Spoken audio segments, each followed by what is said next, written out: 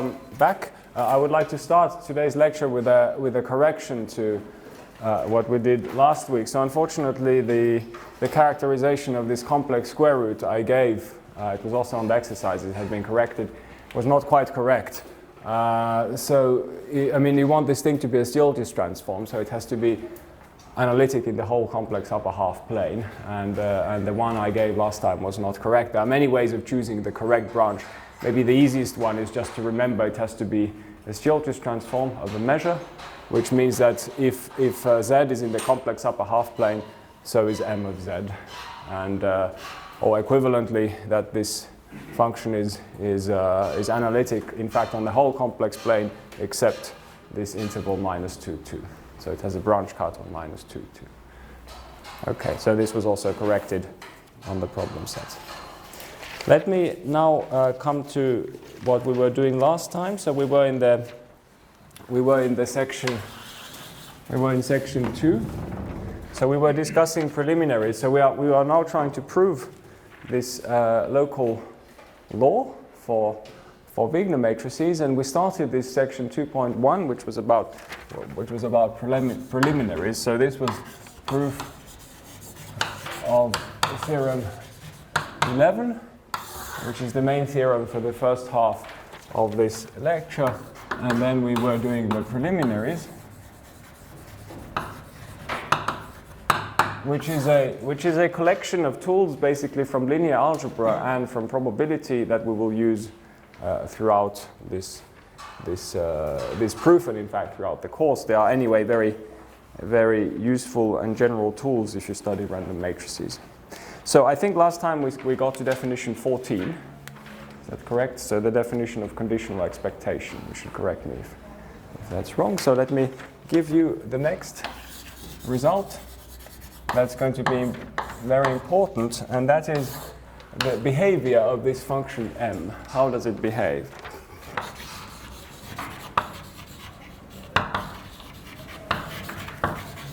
So I will use throughout these lectures, so this is a little definition. I say that x, which are quantities, these are functions. So they can depend on various things. They can depend on z and on n. And I use this notation. This is relatively standard in asymptotic analysis to mean that there exists a constant such that x over c is less than or equal to y.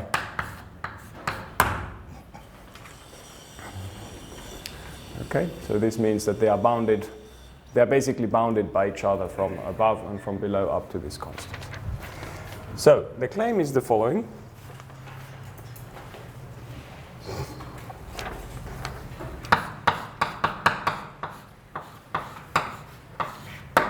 So I fix my tau.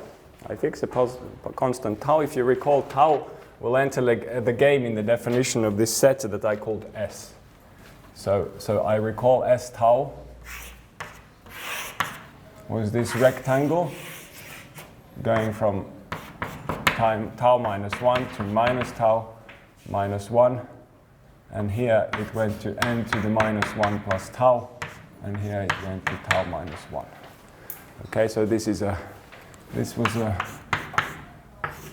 set in the complex upper half plane, which depends on tau and on n.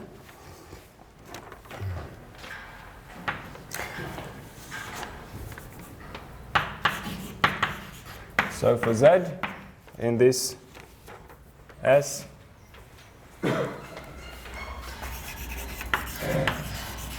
so we have the following behavior. First of all,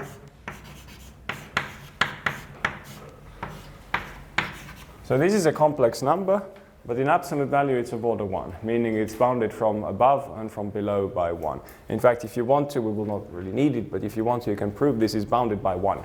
Not just by some constant, it's bounded from above by 1. In fact, for all I need for this assumption, you may think correctly that this is a bit strange. I introduce this S, which depends on n, and this has m doesn't have anything to do with n. In fact, for this proposition to hold, it would be sufficient to take z's in their upper half plane and bound it.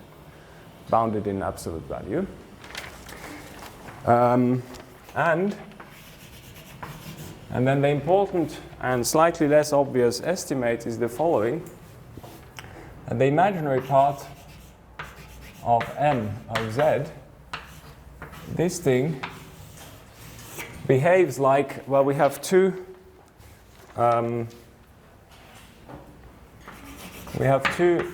possibilities. We consider two cases separately, so whether you are, remember there's the interval -2, 2, which is the support of the semicircle law. And we consider two cases separately, whether you are inside this interval, whether the real part is in here, or whether the real part is outside. And I will introduce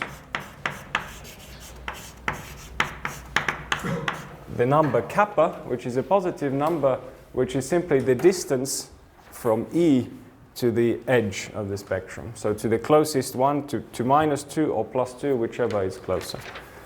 So it can be written like this.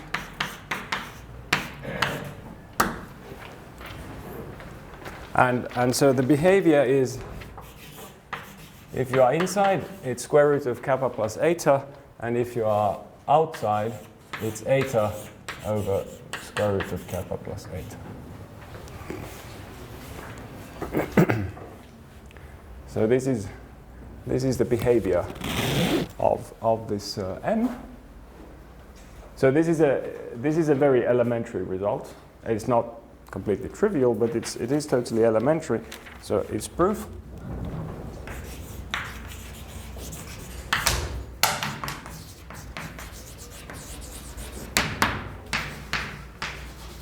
is very short, because I leave the work to you. So there are many ways of proving this. I mean, you might imagine, you know all about complex numbers. You learned this already in high school. So I give you this function, which is a very explicit function. It has a complex square root and so on. So it's clear you can do this, right? However, if you start from this expression, this was the expression that you showed in the problem set due for today. It's not completely easy to prove this. It can be done. You can do it. You just have to play around with complex numbers, complex roots, and so on. In fact, I mean, it's a matter of taste. In fact, in my view, a better way, to me, in fact, easier, but also a more general way of proving this is to go back, not to take this explicit expression, but to go back to the definition of the Stieltjes transform. Remember that this is defined as the integral over, so with respect to the semicircle density of 1 over x minus z. And if you take that, you get an integral which you have to estimate.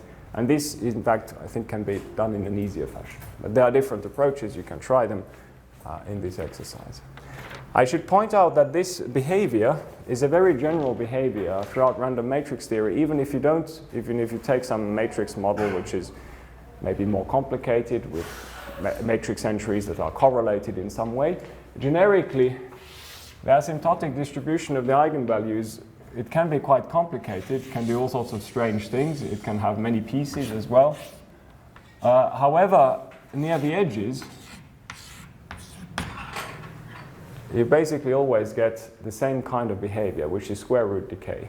So this function here, as you approach the edge, is always of square root form.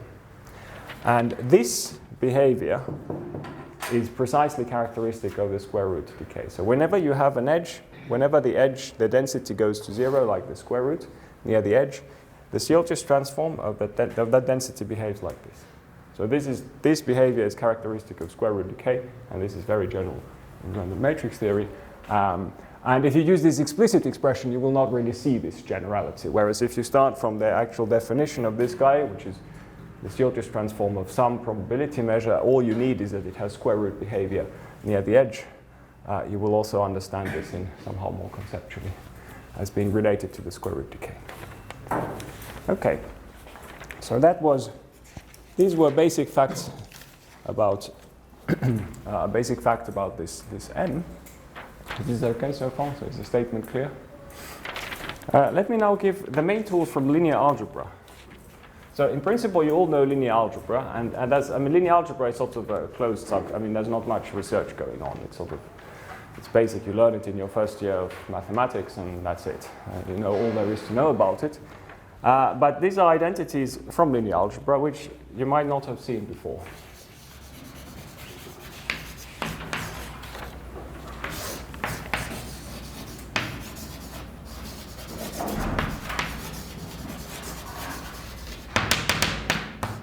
They are, in fact, very useful in many areas, very useful in random matrix theory in particular.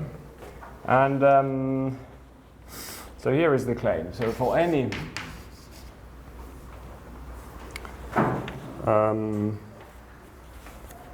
in fact for any matrix, but let me take any Hermitian.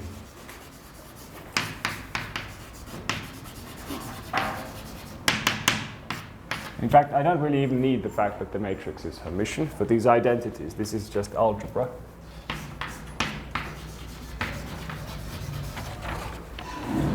So we have the following two identities. So I take two indices, I and j, which are not equal to a third index k. So I and j can be anything, but they have to be different from k.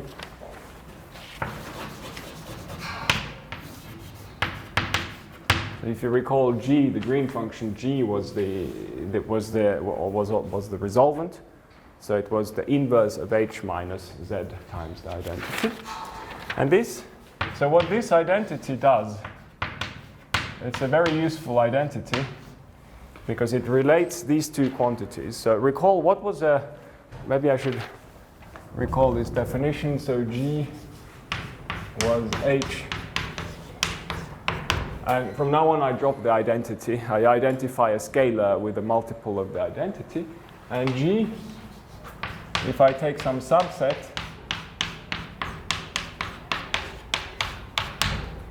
whereby this matrix, H, is a smaller matrix. It's a submatrix you get by removing all rows and columns indexed by entries in T.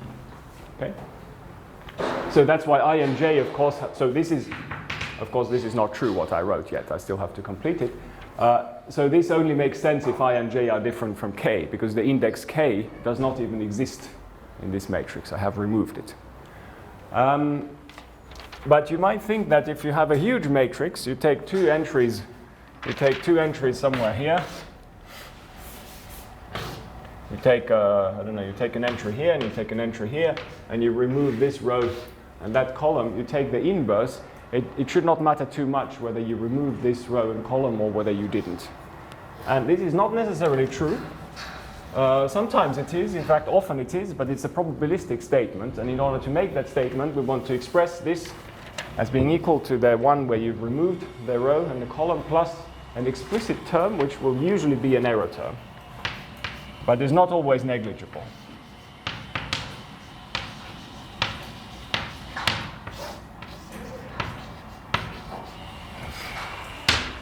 So this is an identity.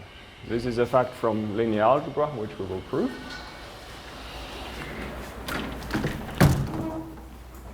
Is the notation clear to everyone? Ah, il y a un problème. Okay. Okay, so as always, I don't write the z's whenever they are not needed, right? So these are all z-dependent functions. Okay, so that was the first one.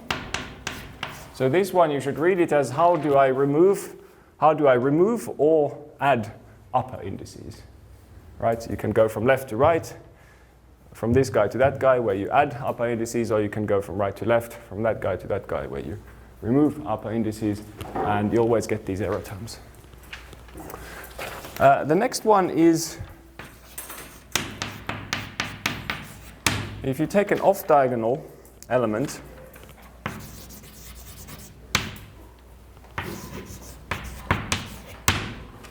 the question is, how does this off-diagonal element depend on the entries hij in the ith row or the jth row?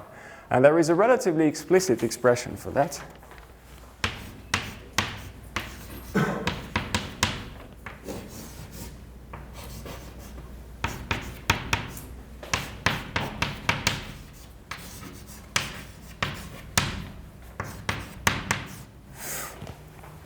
So it's the following. So if you did not have this GII, then this would be a beautifully simple formula. It would tell you that this thing, this green function, would be a linear function in the ith row. Right? So if you ignore this for the time being, this does not depend on the ith row. By definition, I've killed the ith row. So, and this is just a very explicit linear function of the ith row. Of course, that would be far too simple to be true. The inverse of a matrix is a very complicated operation. But typically, these diagonal entries, you will see they can be approximated by some deterministic numbers. So if you can approximate this by a deterministic number, it tells you that an off-diagonal entry is really a simple linear function of the ith row or of the jth row. Of course, there's a similar formula for the jth row.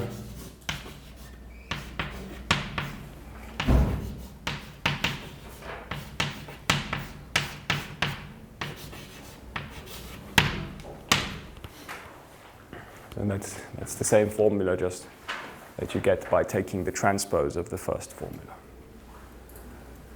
When you write down these formulas, it's always good to check the sort of a consistency check that the indices lie in where they should.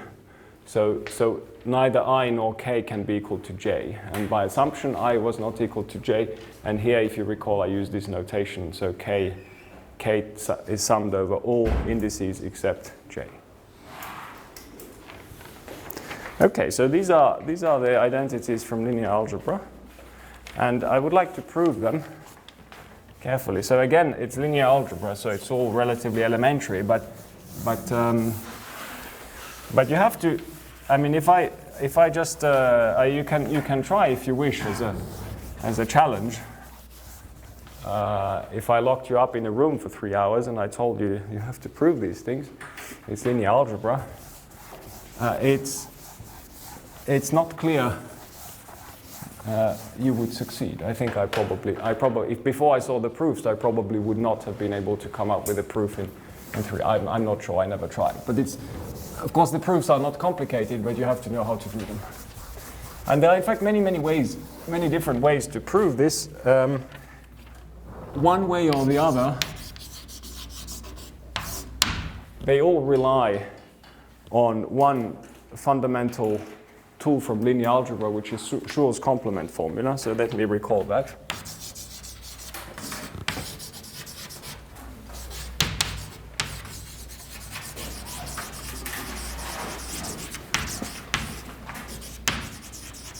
So this is a standard thing in linear algebra. How many of you have seen Schur's complement formula? Who has?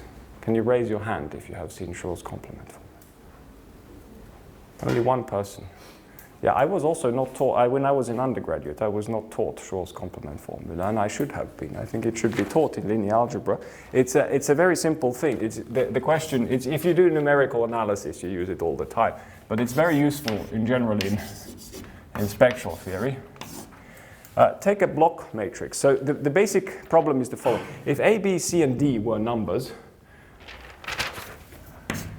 you all know what the inverse of this is, right? This is something you learn in high school. Now, what if they are not numbers, they are matrices? So if this is block matrix notation. So A is some square matrix, D is a square matrix of a different dimension, and B and C are rectangular matrices of the appropriate dimensions. Can I write the inverse of this matrix in terms of A, B, C, and D? And the answer is yes. This is basic. Well, I'll give you the answer. You can check the answer, of course. Once I write it, you can also come up with this answer by doing Gaussian elimination. So basically, the algorithm that you use to invert a 2x2 matrix using Gaussian elimination, you can do exactly the same algorithm using Gaussian elimination. And it works just the same. Except when you divide, you have to take matrix inverses, and you have to be careful whether you take the inverse from the left or from the right. But if you do this carefully, so I urge you to do this exercise with Gaussian elimination, how you would sort of try to arrive at the formula that I'm going to give. So I will define these boldface A's in a minute. These boldface A's and D's are called Schur complements. So boldface A is the Schur complement of normal A.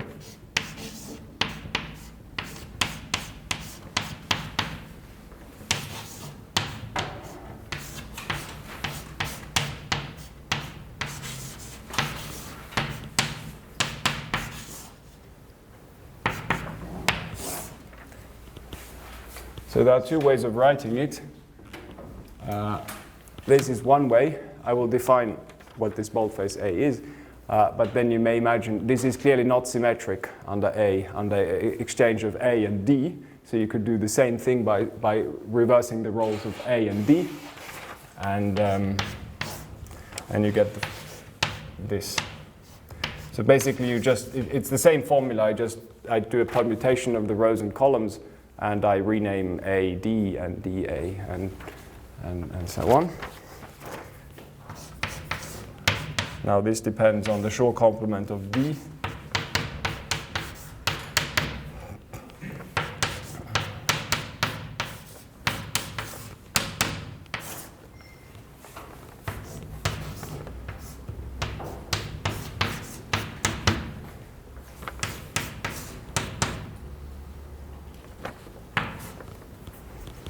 Okay, so what are these boldface? So A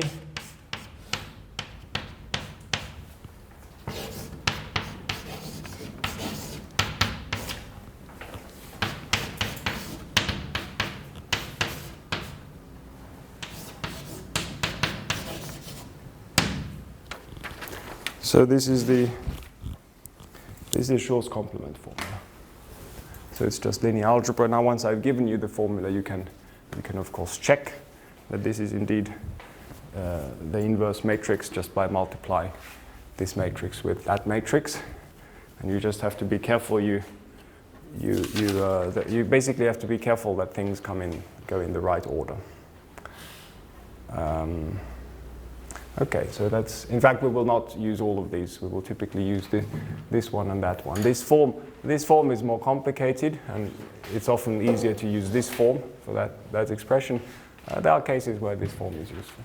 It depends on whether you want to involve the Schur complement of A or the Schur complement of D.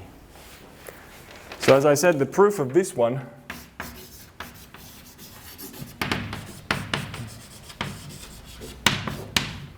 I will leave as an exercise. Okay, but as I said, the best way to prove this is not just to take the formulas I gave you and check that they are indeed the inverses, but is try to arrive at these formulas yourself by doing the usual Gaussian elimination algorithm for finding the inverse of this matrix. Okay. Is this clear? Is this okay? Oh. So let me now prove these two statements. I will start with the second one. The second one, if you stare at it for long enough, you will realize it is immediately contained in the Schur complement formula. It is just this. The second one is just this, that off-diagonal element of the Schur complement formula. So let me do this carefully.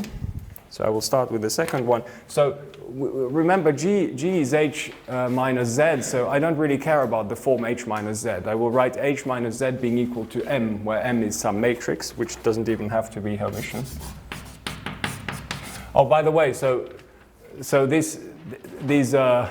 I assume, of course, that all of these inverses exist. So whenever I write down an inverse, the assumption is that the inverse exists. And the inverse of this guy exists if and only if all inverses on the right-hand side exist, and so on. So I'm writing M being M is H minus Z, so that G is just M minus 1. And then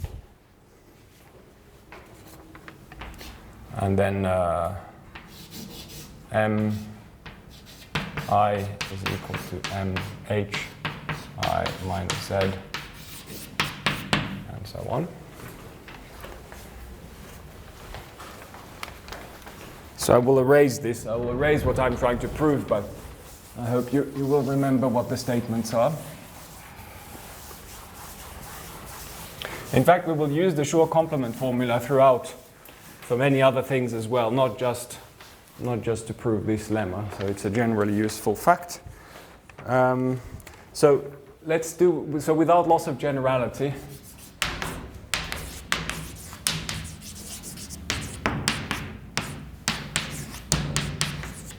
let me set I equals 1 and j is equal to 2. Just by permuting your matrix entries, we can make this assumption.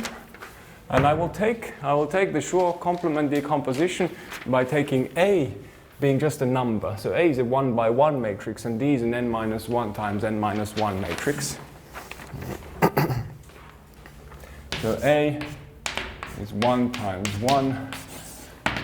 D is n minus 1 times n minus 1. And then so then let's see. So G ij is equal to G12. So what is G12? It's going to be, so this is now a row vector, right? This is a 1 by 1. This is just 1 over this number. Okay, this is a row vector, and I'm taking the first entry of this row vector. That's what this Schur complement formula tells me. So this is equal to, this is by Schur, this is equal to minus,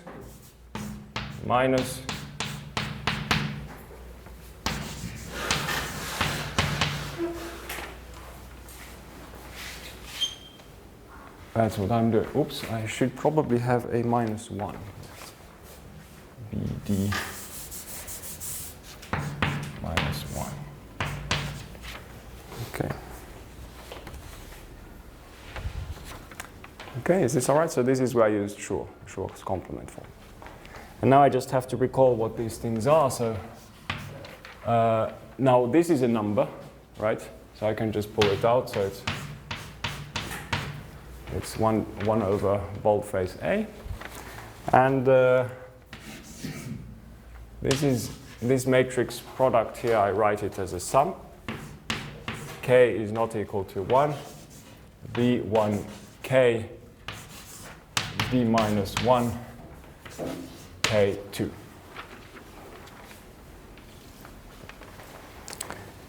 And now what is 1 over A? Well, here it is. I use Schur again. 1 over A is precisely G11. Right? 1 over A is G11. And K1, BIK is just equal to M, 1K. And D minus 1 is precisely going to be the green function of the submatrix. So this is going to be G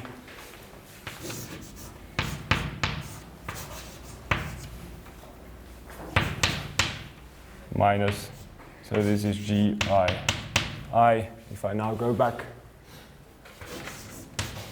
K I H I K.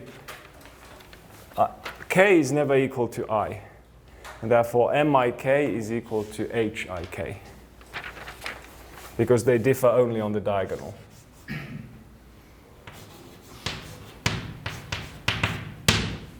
And that's the proof. So I made it quite long just to do all these steps carefully using the Schur complement formula. But if you look at it, it's nothing but using the first row of the Schur complement formula, just recognizing that this is the first row of the Schur complement formula. Okay? All right, so that was that one, so that was easy. So the proof of the other one is the same. I mean, you can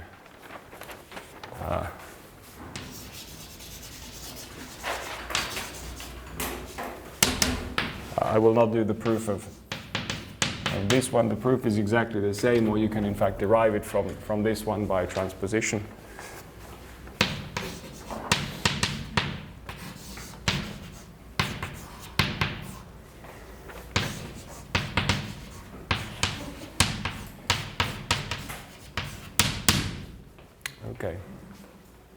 what I would like to do now is to prove the first one. So I started with the second identity. Let me prove the first one. So please interrupt if something is unclear in this algebra. Yes? I still don't see what the sets A, B, C, D are here. Like what matrices there? I mean, I understand Schur's complement, but like I don't see how you apply it. What are the sets A, B, C? Okay. So let me let me write it. So my matrix M.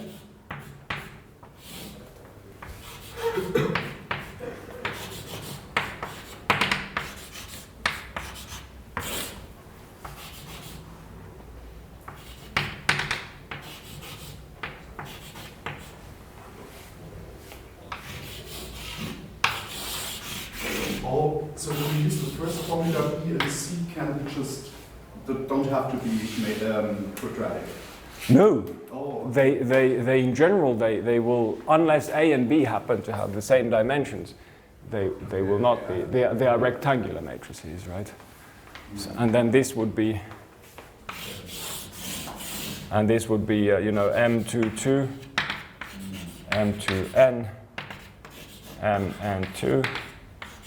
And n. So it's probably good you asked. So this is how you should view it, right? This is my decomposition. So for example, in this matrix product, right, I have so this is just a number. I have B times D. B is a matrix, but it's a 1 by n minus 1 matrix. So that's this sum. Okay. Good. So let me erase this. Everything okay before I erase it? Yeah. Okay. So to prove the second one, there are in fact many ways of doing that.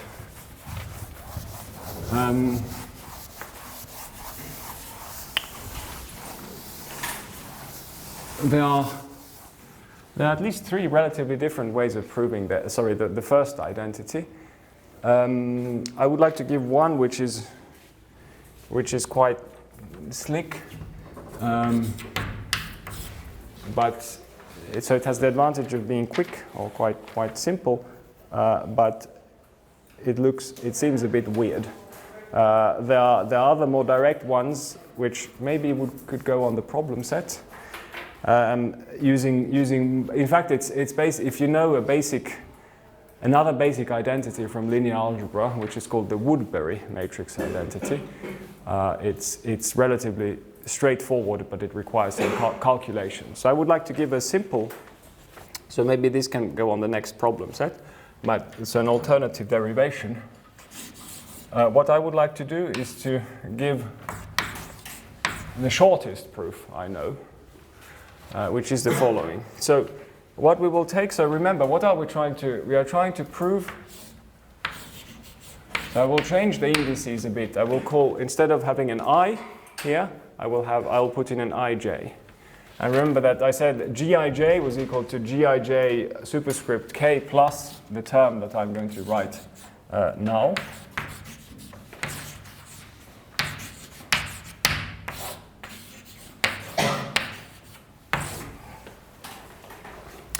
So this term, I would like to show that this guy, what I wrote here, is precisely equal to glj superscript k. So what I do is I multiply everything by m k l, and I sum over l, and I try to compute this, and hopefully get something reasonable, and then use that to analyze this term here. In the end, by differentiation, I will differentiate in m. Okay, so this, now we just have to watch. So if this L ranged over all indices, this would be just the matrix product. So this first term will just be the matrix product of M times G, right? Which is by definition the identity. K is not equal to J. So this would vanish. So the sum over L over all values of L of this thing here is 0. Okay? But it's not true because I have to exclude the term k. So I add and subtract the term k, which gives me an mkk g k j. Okay? Was this argument clear? This gives me precisely that, simply because m is the inverse of g. And then the second one, well, I can do the same argument, right? So let me pull out so I will do exactly the same argument, summation over L. There are these two terms which have nothing to do with L. So let me pull them out. GKJ, GKK. And then I have a sum MKL, GLK. Exactly the same thing as before, except now this K is the same as that K. So if I summed over all values of L, I would get 1. So I get 1, and then I have to subtract the term which I had to add in order to get all values of L, which is the same, MKK, GKK. Okay? Did you change the notation now, so G is now the inverse of M? Yeah. Yes, G was, I think I wrote it before, I hope. G is the inverse of M, yes. I use this convention that M is H minus Z and G is M inverse. Yeah, it's just a bit easier because I don't want to write H minus Z all the time. These identities are just general facts about inverses of arbitrary matrices. They don't have to be Hermitian as long as all the inverses I write down exist. This is just algebraic identity. Okay, so this is what I get. Is this okay? I'm just using the fact that M is the inverse of G. So we can simplify this a lot. You see,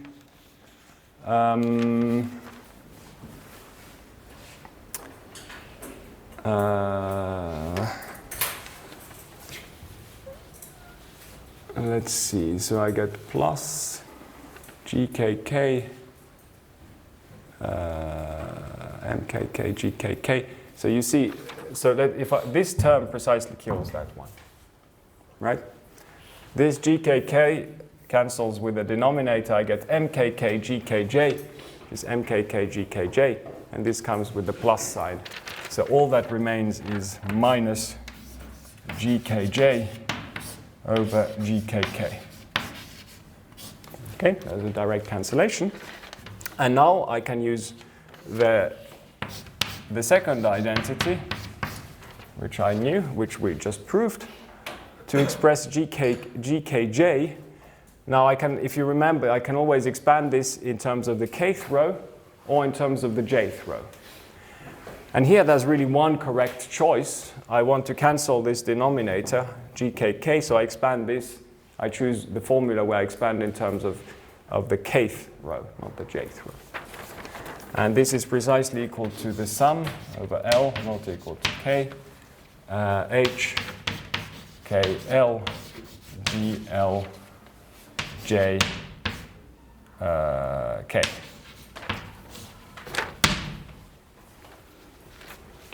Okay. So now if you stare at this, oops, sorry, there's no H, it should be an M. M. Well, it doesn't matter, it could also be H, but I will write M. Now, if you check what we proved that this is equal to that. Now, if these coefficients M were independent of the G's, then we would be done, right? Because this, we precisely want to prove that for any L and J and K, this is equal to that. So it looks very good, right? But in order to do this, now how do we extract? We have you can view this as a polynomial in the M's, yeah, and the coefficients are the correct ones. How do you extract?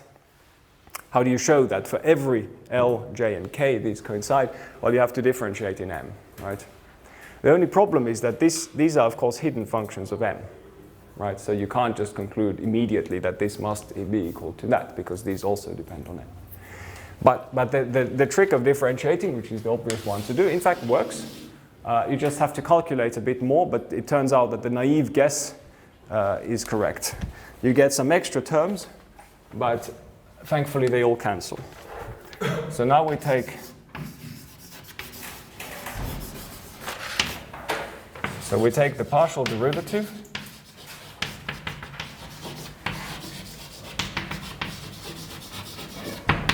So the partial derivative d over d n k I on both sides.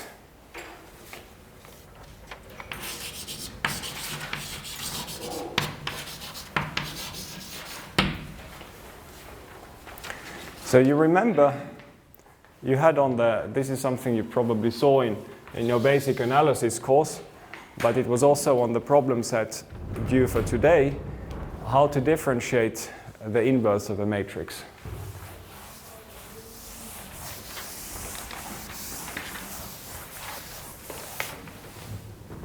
So the derivative of the green function, or the inverse of the matrix, is given by a very pleasant, simple expression. So if you recall,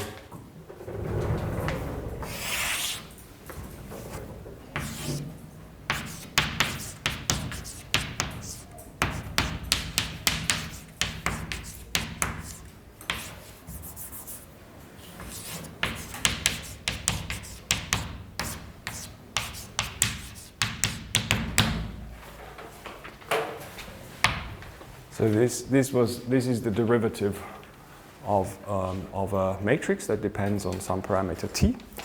So we will use. So what does this mean? The derivative. So d over d m k I of some entry GAB of the inverse. This is equal to minus GAK GIB. Okay? This is all right. This is, you can meditate on this a bit. This is just an immediate consequence of that. This, I express, the good way to understand partial derivatives are directional derivatives in the direction of the standard basis vectors. This is a standard basis vector in matrix space.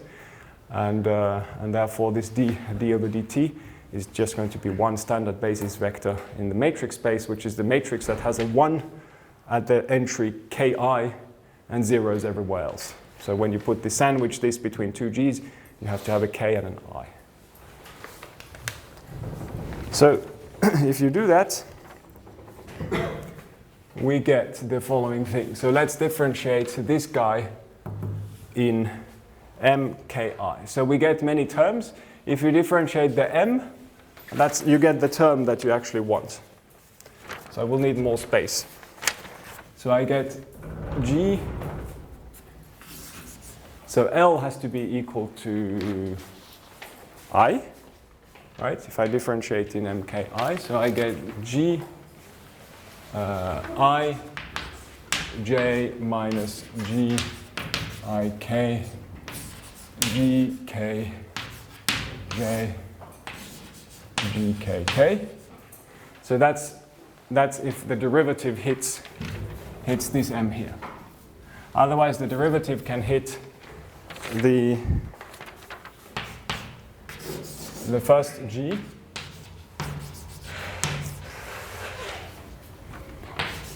So I have m k l, and now I have the derivative with respect to mki of this glj. So I get g l k g I j with a minus sign. And then I just have to be courageous, right? So I have three terms I can differentiate. I have to differentiate this guy, that guy, and that guy. So let's just do it. So if I differentiate the first one, GLK, I get a minus sign, so I get a plus here, and I will get, according to this formula, again, I get GLK,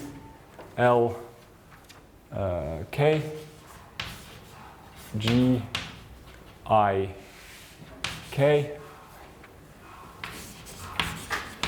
GKJ, GKK. Yes. And then I can differentiate this guy. I get something analogous. GLK, GKK, GIJ, GKK. And then finally, I can differentiate the GKK in the denominator. It's in the denominator, I get one extra minus sign, I get 3 minus signs. So I have a minus. And GLK, GKJ, and the derivative of GKK, which is GKK, GIK. And the whole thing divided by GKK squared. Okay, so that's the result of this differentiation. So it's just elementary differentiation of my matrix entries. And now you hope to see lots of cancellations, and indeed there are some. So for example, this guy, so the GKKs cancel, and I get GLKGIJ with the plus sign, which will precisely kill. So let's say this is 1. This kills that one. Right? And so this GKK will cancel with that GKK, and you see I get exactly the same thing with opposite signs. So this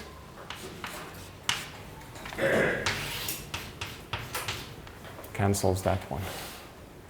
So what I get is exactly what I had hoped to get, which is this one.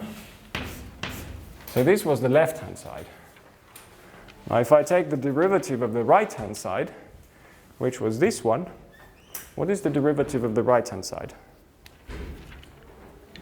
It's just I just differentiate this guy, right? Because this one does not depend on MKI. Right? The derivative of this guy with respect to MKI is 0.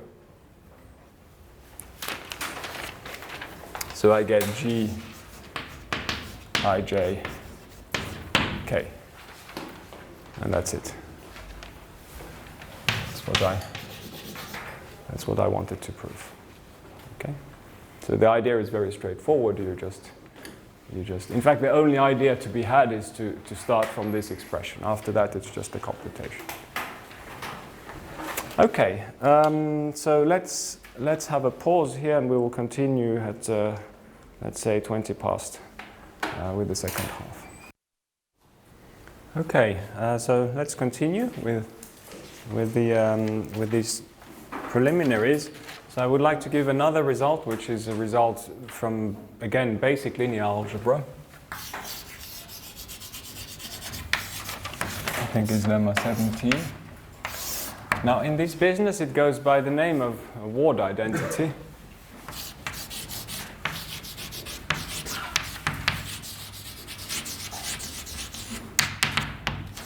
You will see its proof is one line, so it's you may wonder why it has such a name. If you know something about maybe statistical mechanics or quantum field theory, you might have encountered these Ward identities, which are a family of identities that you get from symmetries in field theories.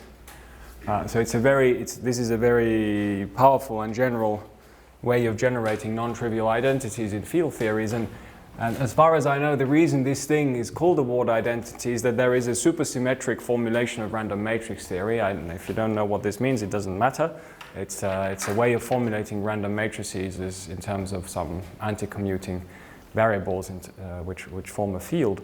And in this field theory, you can derive a host of Ward identities, according to the usual principles of how to derive ward identities, and this one is the simplest one that you get.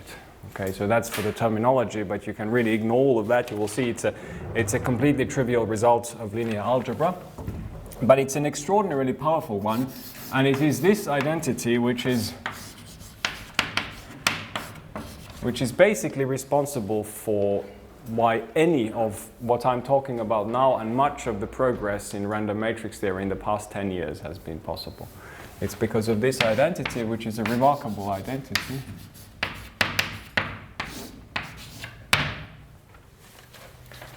So remember, eta was there. I always have these notations. I take my spectral parameter z, which has a positive imaginary part eta. So why is this identity so remarkable? You will see how we use it, but it says something quite surprising. If you think of these matrix entries of being roughly of order 1, so this shows in fact that they have to be small. Matrix entries have to be small.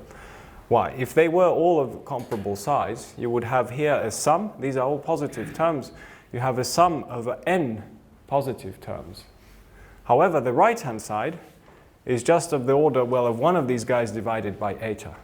Now, if eta is much bigger than 1 over n, and that is precisely the regime in which we operate, this here is going to be much smaller than order n, which means that these guys cannot all be of order 1. In other words, many of them have to be small. And if eta is of order 1, then these guys must typically be really small. In fact, typically Gij is going to be of order 1 over square root of n. And this is a highly non-trivial fact. But this is captured by this very simple identity. So let me prove it. So the proof is basically the following fact. It's a resolvent identity. So you know that if you take two matrices, A and B, and you compare their inverses, this is equal to A minus B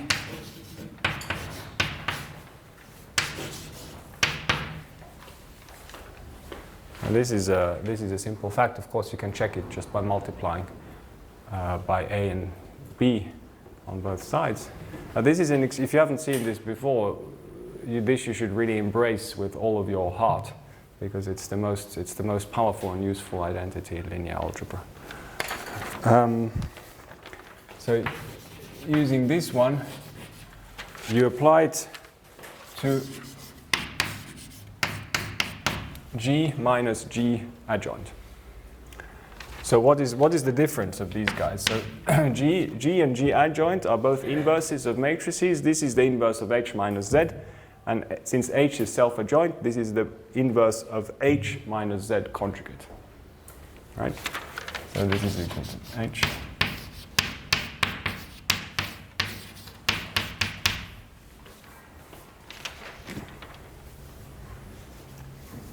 So once again, so the inverses of these two matrices, their difference is just Z complex conjugate minus Z.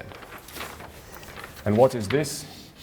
This is equal to minus 2I eta. And now if you take the entry,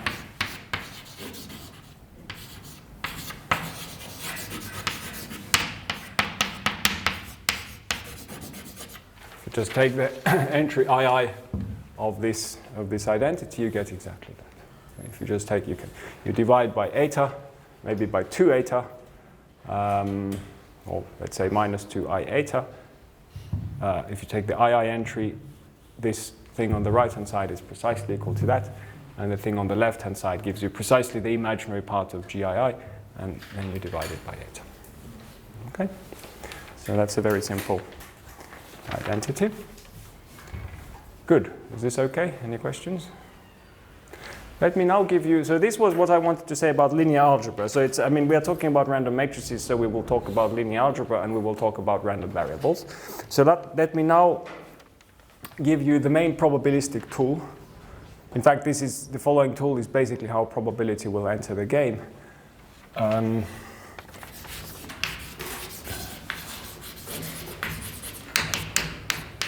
And this is a family of large deviation estimates on linear and bilinear functions of random variables. So they are it's a very general thing. This is something that is useful in many different contexts in probability. And there are infinitely many variants of these kinds of estimates in the literature. People have been deriving these kinds of estimates for decades. I will present one which is simple and powerful and I think very clean. And it has also a very beautiful proof. I think these proofs are very instructive.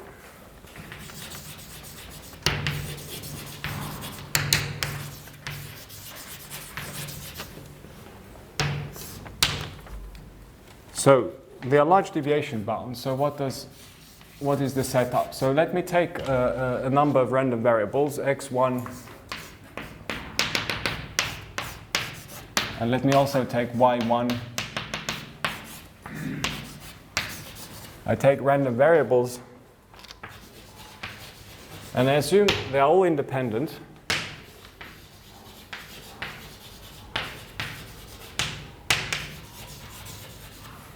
Random variables satisfying. So I would like them to be centered.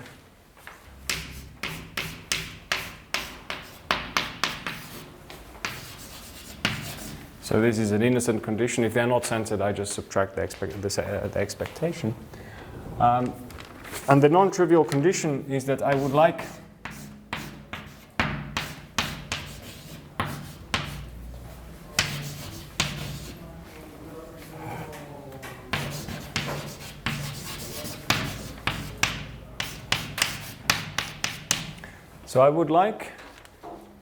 in fact, you can view this as a definition of mu p. I would like to have them finite. I would like for them to have finite moments of all order.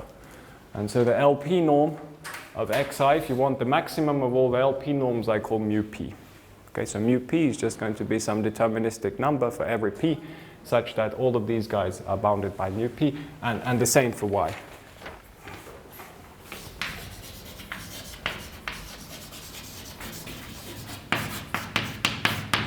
So the yi's are also centered, and their LP norms are bounded by mu p. Okay, this, I think we already saw what this is, right? This is just the LP norm in probability space. Then, for any deterministic, so non-random families, let me take AI and Bij. So Ij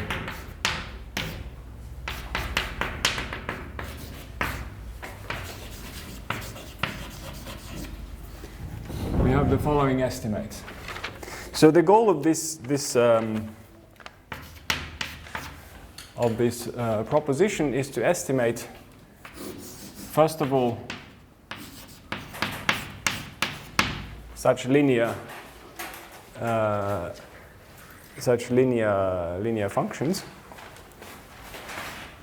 linear combinations of the xi's in LP norm. So we would like to have a bound in LP norm of this.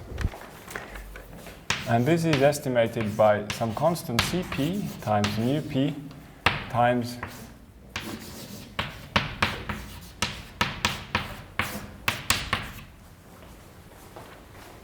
and Cp is some universal constant which depends on p. In fact, you can find these constants.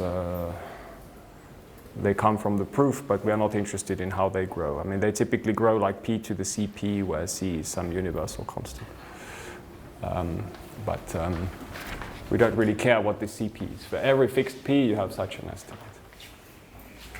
So there are infinitely many different versions of probabilistic large deviation bounds using on these kinds of objects. You may have seen Bennett's inequality or Bernstein's inequality or the Cramer method for deriving large deviations. They are all different approaches to understanding the same problem. Here we are taking this one because it works particularly well for our applications. So this is for the linear linear one, then you can also, we will also need quadratic forms. So imagine you have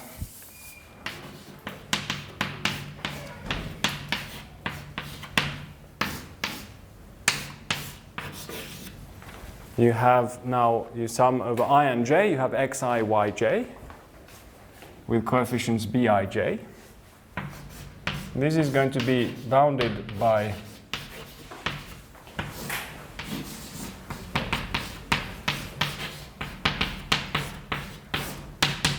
by the way, I didn't emphasize this, but everything can be complex. So all of these random variables can be complex, and these coefficients can also be complex. So this absolute value denotes absolute value of complex numbers. Okay, so that's a large deviation bound for such a quadratic form, and we would also like to have a large deviation bound for a quadratic form which has only x's.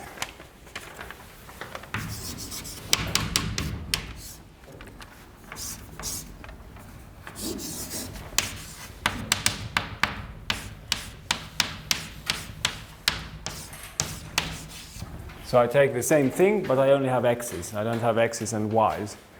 Now here I have to sum over I and j. Now if I would like to exclude the diagonal when I is equal to j, because if I have I is equal to j, I can treat these guys separately and it will reduce to this one. How is that? Well, if I had xi, I would have sum over bii xi squared.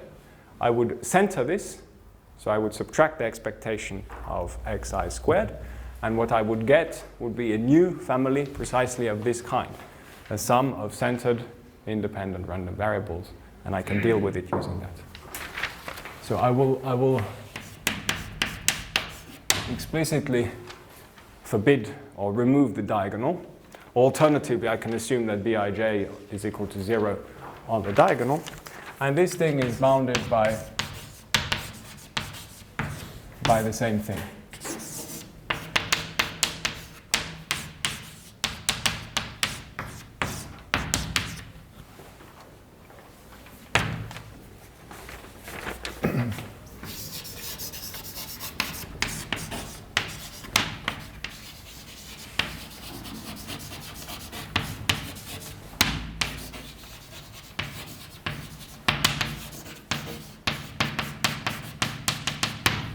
Cp is some universal function of p, which we don't really care about.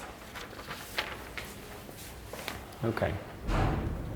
So these are these large deviation bounds. Why are they called large deviation bounds? Why do you get large deviation estimates from these things? Well, you can combine them with Chebyshev's inequality, right? If you have an estimate on a high LP norm, then you can just use Chebyshev's inequality to deduce high probability estimates on this random variable.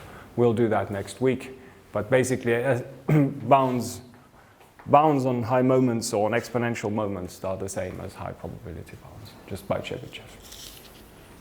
Okay. Are the statements clear? Is it clear to everyone? Okay, so if that's the case, I would like to prove them. So I'll prove them in order.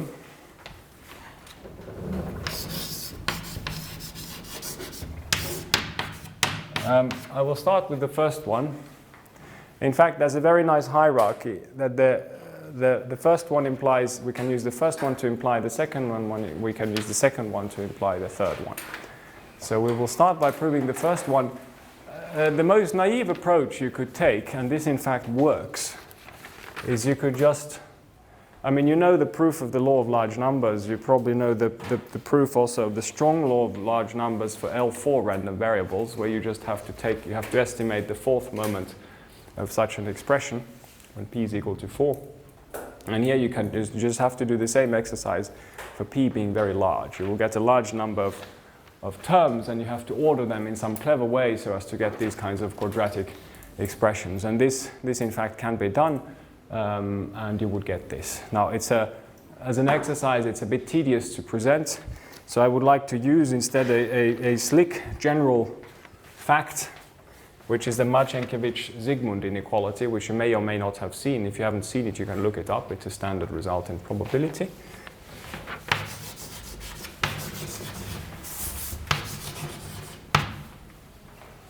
It's a general fact about even more general objects than what we are considering here. It's a fact relating the LP norms of, if you take any martingale, you can relate its LP norm to the LP norm of its quadratic variation. And it says that these things are comparable. So in our context,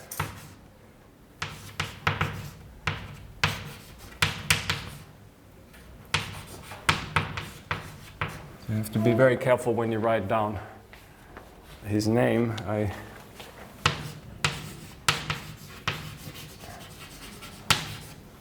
There are lots of somehow needless letters in here, but they should all be there. I think this is the correct spelling. You can also look it up. I mean, it's a standard inequality.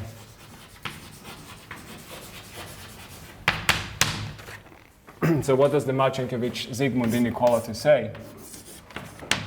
You say, it says that if you take independent random variables with mean 0, Vi, then this LP norm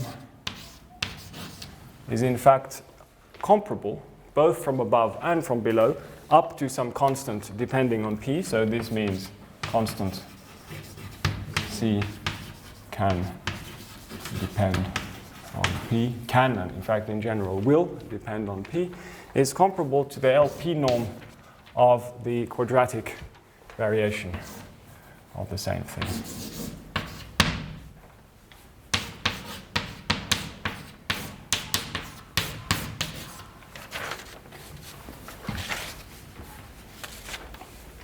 Okay, so that's the Marcinkiewicz-Zygmund inequality. So it's anyway useful inequality to know. So for independent VI, it doesn't require many assumptions.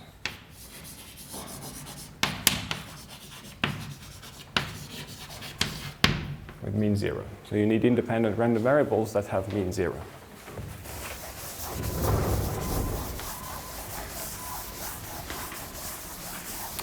Okay, so starting from this, in fact, proving number 1 is relatively easy.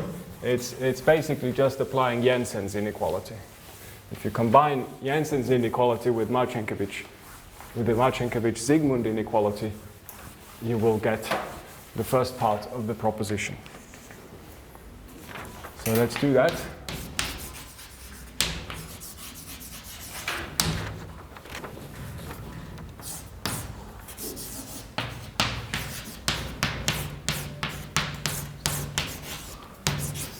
So let me compute the LP norm. Let me, in fact, compute the pth power of this LP norm. So I'm only interested in the upper bound. In the Marcinkiewicz-Zygmund inequality, my Vi is now going to be Ai times Xi. So I have some constant, Cp, that I write as Cp to the p. And this is now the LP norm of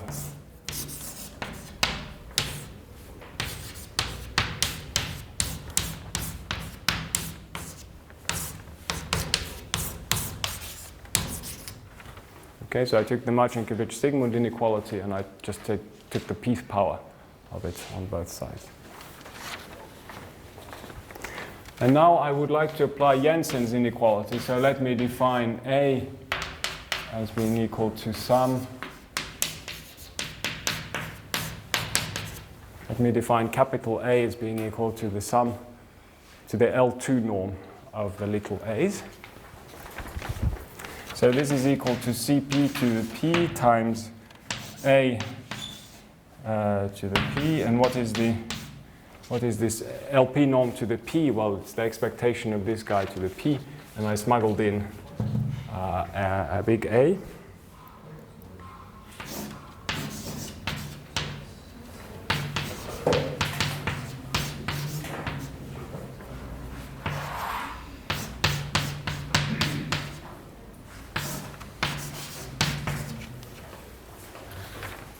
Okay, so, well, the big A I just smuggled in, right? So this, I have an A to the P, and this gives me a 1 over A to the P. So this I can certainly do, and I just expressed this LP norm to the P as the expectation of the random variable to the P.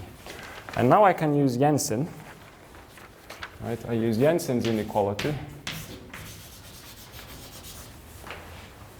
Since this is a convex combination of random variables, right? This is a convex combination. These weights sum to 1, and this function p is at least 2, this function is convex, right? X to the p over 2 is a convex function, and therefore I can use Jensen's inequality to get a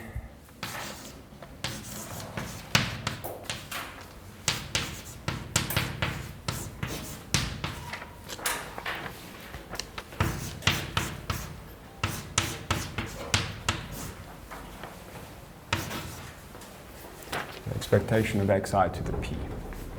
And now you see I'm done, so this is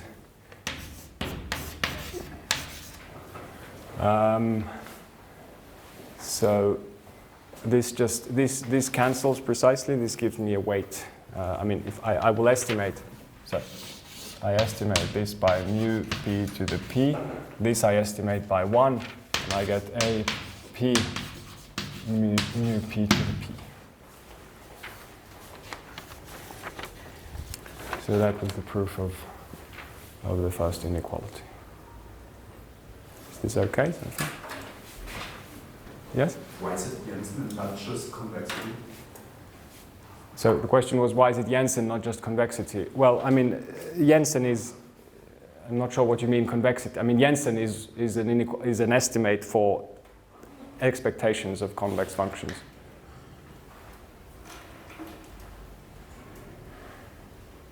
If I didn't know Jensen and I just know that the function to the p half is convex, it would give me that result right now. Oh, okay. You can.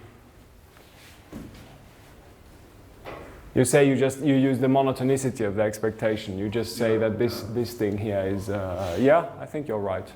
Yeah, one could do that. Yeah, it's a convex function. That's right. So maybe.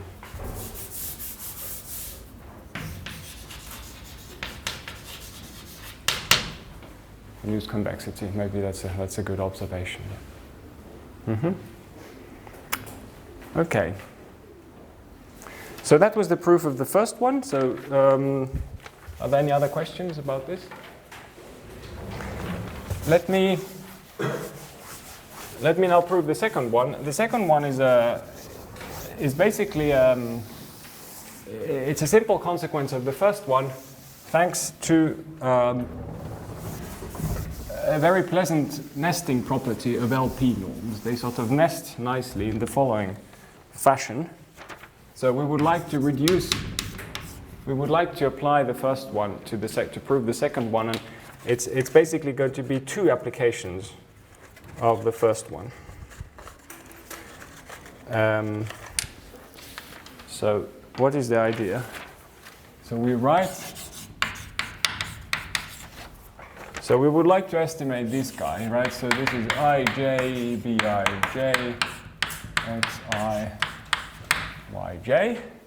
What we would like to do is to write this whole thing with the sum over I as one coefficient. It's going to be now a random coefficient, but crucially these random coefficients are independent of the family yj, and we will be able to condition on them and use the first.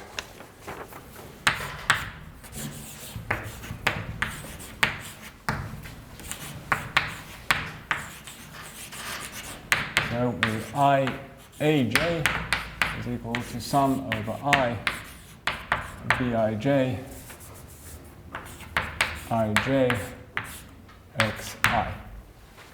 Okay, so far I haven't done anything. This is just a trivial rewriting, but you see now it looks nice. I will apply the first inequality first to estimate this linear. Now this is a linear expression. Crucially, these guys are independent of yj, so I can condition on them. And then I should get something which is of a nice form, in terms of some LP norms of the aj's, such that I can apply number one again to estimate the aj's. So we'll condition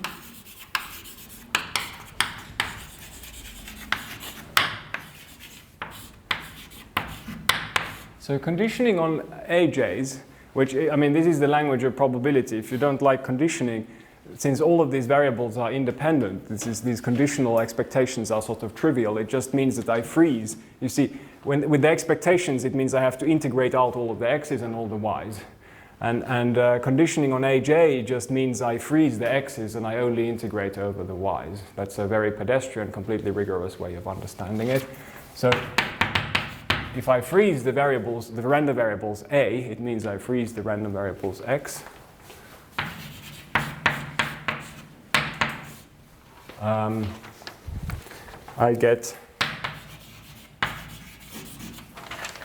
We get the following thing.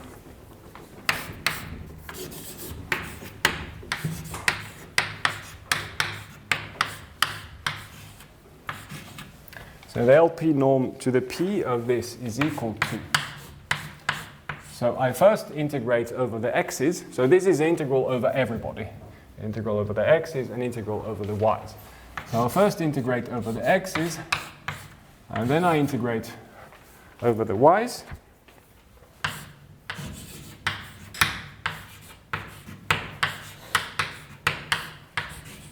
And how does one write this?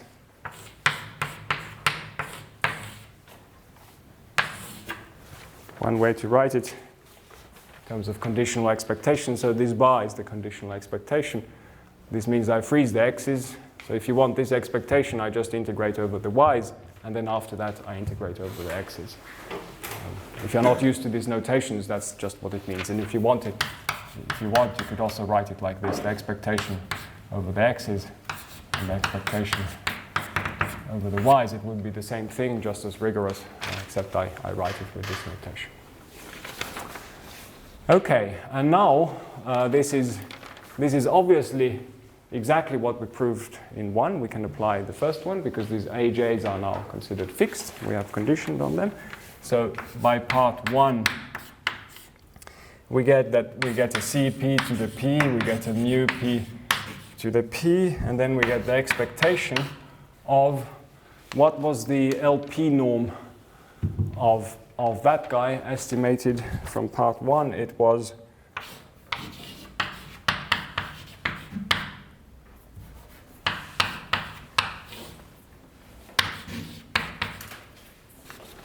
the following thing. Okay. All right. So this was the first step. So now we would like to, so now we integrated out the y's, now we would like to integrate out the x's. But you see, if I recall the definition of this guy and plug it in, it doesn't quite look amenable to the part 1. So what we have to use, we will just use the triangle inequality, or the Minkowski inequality, which is we all know is trivial, but it's actually a very deep and powerful fact about LP norms. So let me now get rid of this exponent p. So I have sum over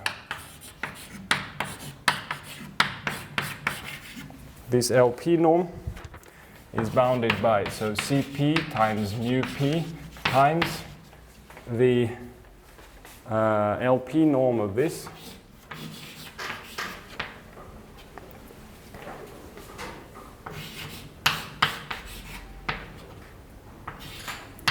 And now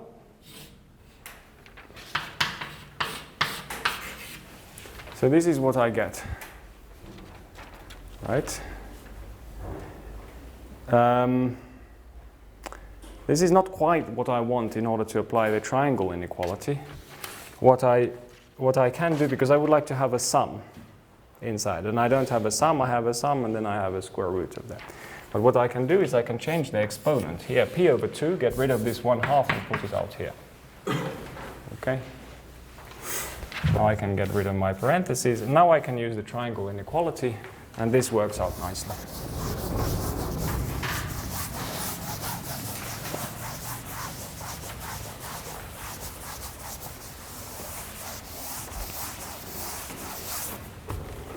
Okay, so now we use the triangle inequality, or the Minkowski inequality.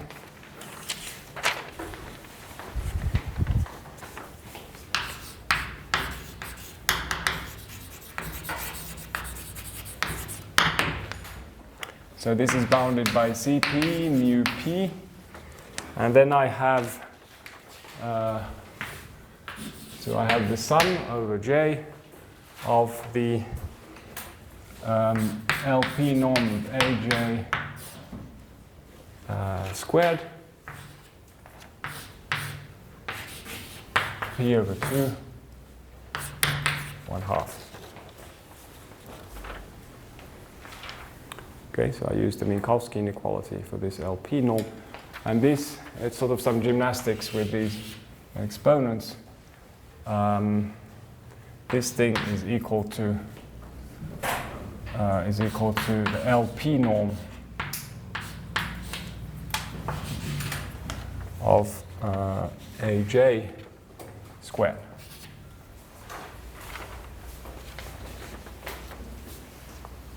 Okay, this whole thing. And now we have reduced it to the form. You see, this is what I wanted to get. Now I can apply number 1 again.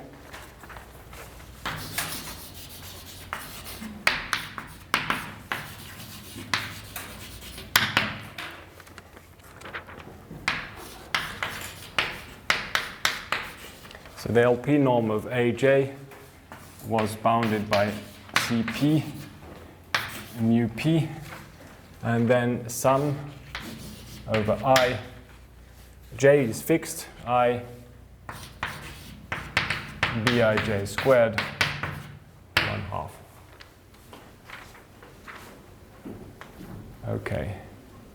Now you plug this in. If you plug this in, you will get exactly what we claimed, right? Because you square this.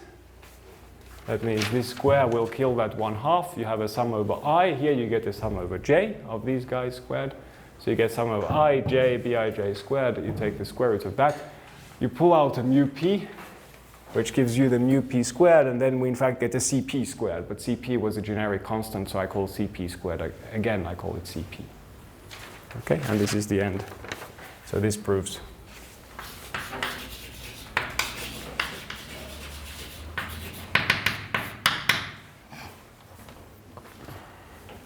Was this okay?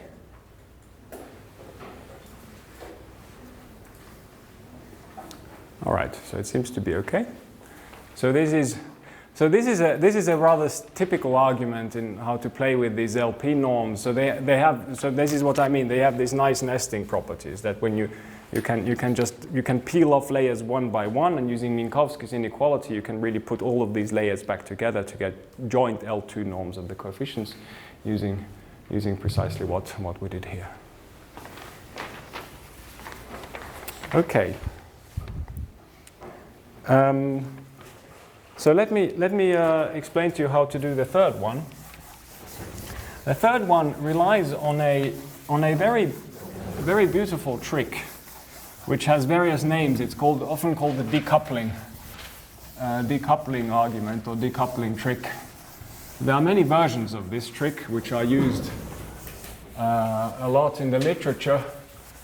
You may have heard of Hansen-Wright inequalities, which are also concentration inequalities for quadratic forms, and they are also typically proved by variants of this trick. So the trick is very easy. So remember what we are trying to do now. Before we had xi, yj. So this we know how to do thanks to this nesting that we just did. Xi, xj is very different. You can't do the same thing, right? This is never going to work because you can't condition on the AIs. That just fails from the onset. But the idea is to the following. If I knew that, so here the condition is I is not equal to j. If instead I knew that I is contained in some subset capital I, and j is contained in a disjoint subset j, I could apply this one, right? Because these would be independent families. And this can be made precise by the following simple observation. So we reduce it to using the following identity, which is just an obvious obvious fact, so that the indicator function of I not being equal to j, you can write it in the following way. So I have a big sum.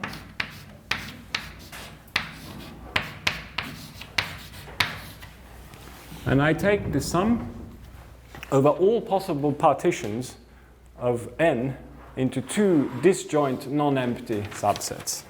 So this is a sum over non-empty disjoint. Well, it doesn't really have to be non-empty. They could also be empty. But disjoint I, disjoint I, such that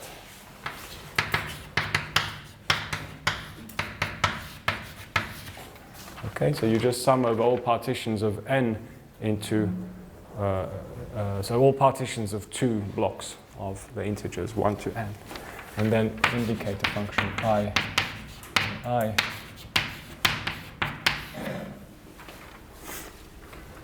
So this is an identity where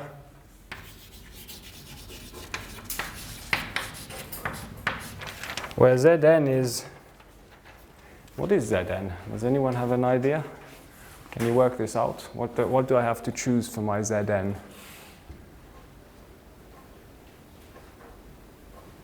This is a little exercise about combinatorics.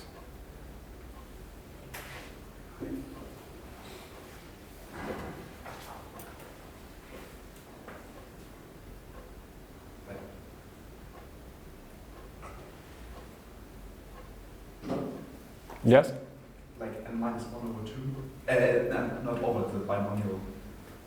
Like you have yeah. n minus 1 choices for I and 1 plus for j. Yeah, you're on the right track. So and something with binomials, but this, you see, you have a whole sum, right? You're summing over all possible subsets. So think of I. Let's say I is 1 and j is 2. Okay, without loss of generality. I is 1 and j is 2. That means you are summing over all subsets. So you, basically the remaining, the choice is which of the remaining points from 3 to n do you put into I and which do you put into j. And that is the number of ways of choosing a subset of a set of n minus 2 elements. So that's 2 to the n minus 2. Right.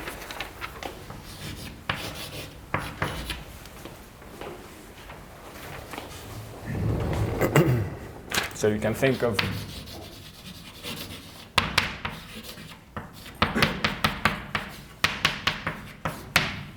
it doesn't really matter, but it's maybe easier to think of I being that. Okay, so maybe, I think I should be able to finish this. So now we've basically done the work. So hence, I can write this I not equal to j, bij xi xj, LP norm. I once again use the triangle inequality. The triangle inequality for LP norms is sort of a trivial fact, which we think is, I mean, it is in some sense obvious, but it's a very powerful tool. So this is by the triangle inequality. So this is now bounded by 1 over Zn. So I have this indicator function here, I not equal to j. I rewrite it in terms of this sum. I pull out the sum using the triangle inequality.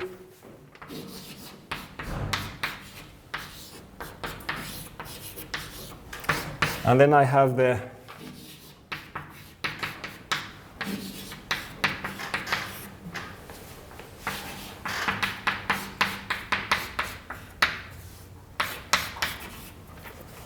okay, this is what I get. And now I can apply 2, right? Because these are 2 disjoint subsets. Therefore, the family is, this family is independent of that family. And 2 applies.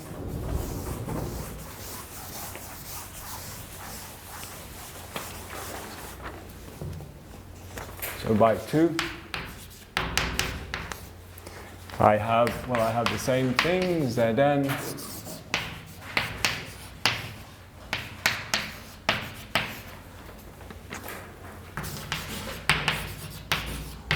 So from 2 I get Cp mu p squared, and then I have some I not equal to j.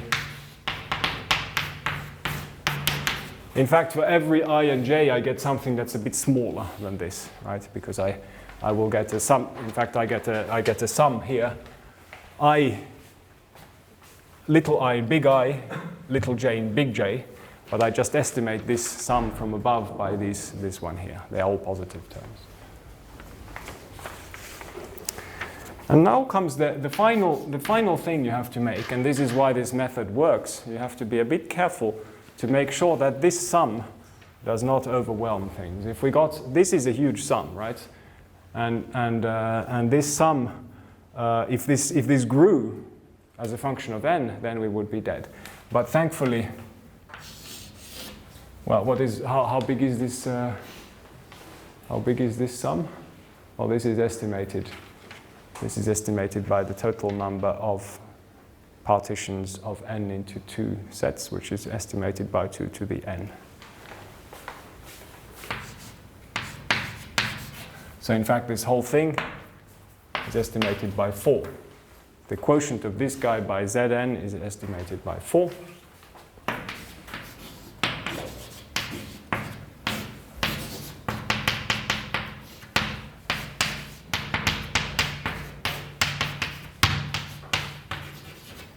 And that's the end of the proof. That's what I wanted to prove. Okay, so this idea is sort of, once you've had this idea, then the proof is very straightforward, and you just have to make sure that these very simple combinatorics work out. Okay, so let's stop here, and next time we'll finish with these preliminaries and start the actual proof.